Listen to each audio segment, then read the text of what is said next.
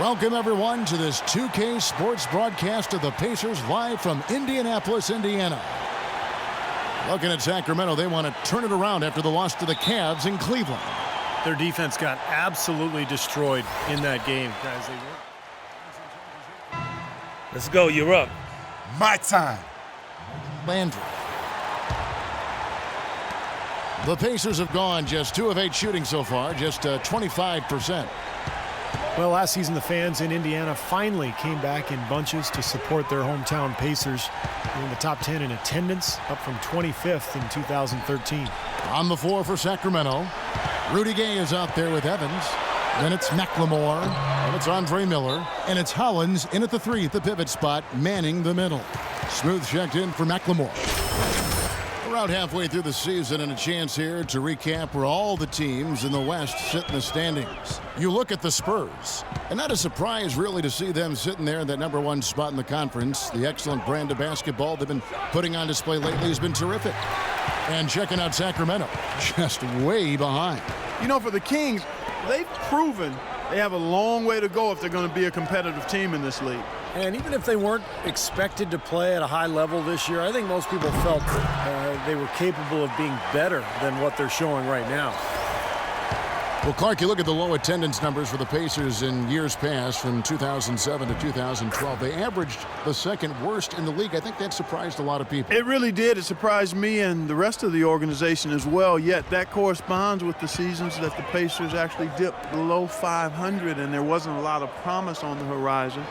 With the Pacers winning now, and from what I hear, the TV ratings are also over double. Actually, I know the TV ratings for that team have doubled up since 2012, so things are headed in the right direction now. The shot's good from Wells. 1:24 left in the first quarter. And now Doris Burke has an update from the sidelines. Earlier I spoke with Frank Vogel. He said a big part of their focus defensively will be on trying to contain Rudy Gay, adding he presents some challenges because he can shoot over the top, and also he's a tremendous finisher inside. We've got to force him to that left hand, but I'm hoping we won't have to double too much because they have plenty of other guys who can knock it down. Kevin, the challenges are full. Thanks, Doris. 6 to shoot. Miller, that's for 2. That one rolling around and rims out. That's a shot that he sometimes struggles with, but you can't fault him for taking it when the defense backs off like that. West dishes to Stuckey. Gay with the block. Nice early advantage for them on the glass, guys. You know, part of rebounding well early is just going after the ball and boxing out. I mean, establishing that tone so that you can maintain it later in the game. Indiana leading. 3-second difference between shot clock and game clock. Hibbert with a screen on Miller. Outside Hill. The rebound by Wells. This quarter has not been his best. The defense may be starting to affect him a little bit. Pass to Gay. The tray. No good on the buzzer beater.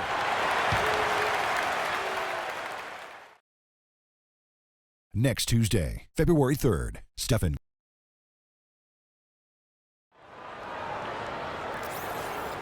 And so far, it's been a closely contested game as we get the second quarter up and going. Let's quickly break down the game we've seen from the Pacers so far, guys. I thought the key in that first quarter was the offensive aggressiveness. They attacked the rim and got to the foul line. And I sense they're really feeling good about playing at home, taking advantage of the home court. And a chance here presented by Gatorade to see who's on the floor, all fueled up and ready to go for the start of the second quarter. On the court for Sacramento, Landry and Cousins patrol the paint. Smooth out there with McLemore. And it's Caspi in at the 3 spot. Scola, no luck. The Kings leading. Here's Smooth. There's a screen. Pass to Caspi. Fires the 3. It's hauled in by Watson. And Indiana shooting just 33%, struggling to get good looks. C.J. Watson at 6'2", is an outstanding shooting combo guard. He's an excellent marksman from behind the three-point line, which helps his team space the floor, but he's also an underrated defender. Here's Smooth. He's got 8. 6 on the shot clock. Passes it to McLemore. And it's off from three-point range.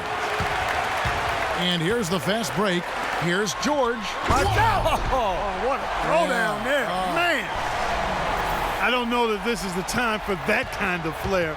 In a close game, the important thing is the 2 points, not the dramatics. Oh, come on, Clark. He had to go for it, didn't he? I'm with you, Kevin. You can't fault him for that. I mean, just let him go. Who cares? The Kings have gone 2 for 2 in the game at the line. Take a look at what Smooth's been doing. He has 8 points, and he's done a little bit of work behind the arc. He's got a pair of three-pointers. Well, the defenders have that in the back of their minds now, too, so they're going to close out on him quicker.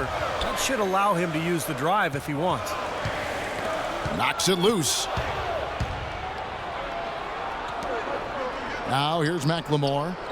He's had some playing time, but no scoring yet from him. They're going back to the three-point shot over and over and over. That was the 9th straight point from behind the arc, Clark. It feels like they're finding the holes in this defense. Scola sets a screen for George, and play stops. Whistle on what looks to be an illegal screen. Now, tough call there on that illegal screen. He didn't look set to me, Steve. I thought that was a good call. Derek Williams, he checked in for the Kings. Goes up at the stripe. No good from Wells. Looking at the last game for the Indiana Pacers, it was a win against New York. You know, so often in the NBA we talk about how you have to earn your points the hard way, but it didn't seem like that was the case. Everything came pretty easily. Too many of their points came the easy way, Steve. You're right. On dunks and layups against a defense that didn't really put up much resistance. 8 of the last 10 points at that end of the court have been scored on very high percentage shots in the paint. Man, it's not necessarily strategic, Clark. It's just a matter of playing with more heart. Got to play hard, guys. Indiana trailing here. And here's Watson. Turned in an outstanding game against New York. Indiana moving the ball around for the 3. Goes back up. And it's Sacramento with the rebound. Kicks it to Casper. Here's Smooth. 13 points in the game. Watson with it. He's picked up by Cousins. And George kicks to Scola. And George, here we go. And a strong finish with 2 hands. Guys, no one team gaining control early on. Give and take, back and forth the whole way thus far. Yeah, 6 lead changes already, and as Rasheed Wallace once said, both teams playing hard, my man. Sacramento making some changes. Gay comes in for Caspi, and Miller subbed in for Smooth. Miller kicks to McLemore. And here's Gay outside. That drops. Gay's got the lead up to 2 now for the Kings. Wow, this has been a thriller. I mean, the way these teams are battling, just going back and forth. Would you like to bet that this game may end on a buzzer beater? How much would you bet? And the first half ends in a close one. Pacers lead by 4. Gentlemen, I'm here with Roy Hibbert.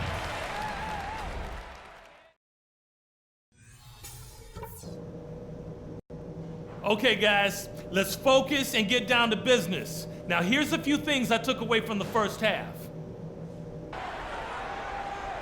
And now the start of the second half. Neither side.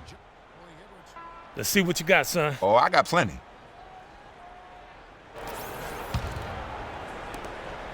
Sacramento's gone to the three-pointer 11 times tonight and nailed 5 of them. Down low, Weston Hibbert. Rodney Stuckey out there with Hill. And it's George in at the 3. So that's the group out there for Indiana. No good from Cousins.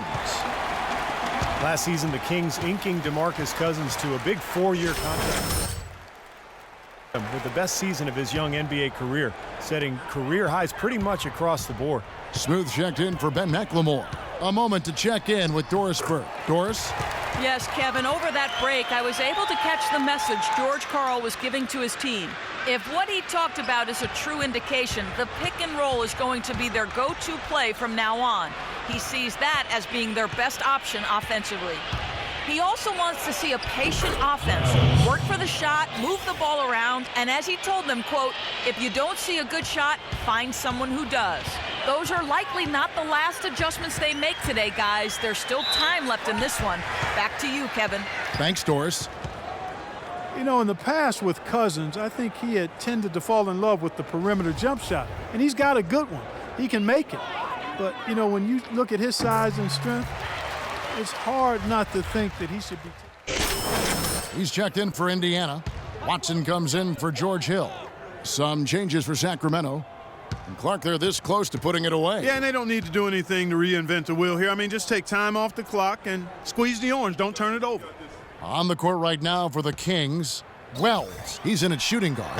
Gaspy is out there with Derek Williams. Then there's Ryan Hollins, and it's McCallum in at the 1 spot.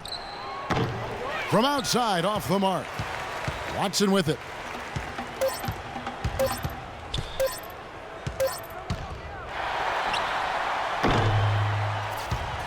So no problem for Indiana as they get the win. Guys, Paul George standing.